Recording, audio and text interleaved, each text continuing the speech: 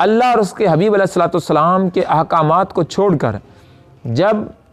دنیا کی طرف میلان ہوا، تب سے جگہ جگہ پر مسلمانوں پر حالات ابتر ہیں، غربت بھی ہے، پریشانی بھی ہے۔ جو حکومت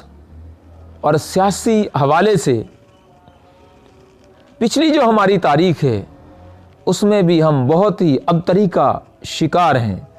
تو ہمیں بنی اسرائیل سے سبق لینا چاہیے کہ ہم نے اللہ اور اس کے حبیب علیہ الصلوۃ والسلام کے احکامات کو بھلایا ہے۔ اگر اب بھی ہم ترقی چاہتے ہیں، دنیا میں حکومت چاہتے ہیں، دنیا میں خلافت چاہتے ہیں، دنیا میں کامیاب ہونا چاہتے ہیں، دنیا میں بھی عزت کی زندگی جینا چاہتے ہیں، تو اللہ اور اس کے حبیب علیہ الصلوۃ والسلام کے احکامات اور فرما برداری کرنا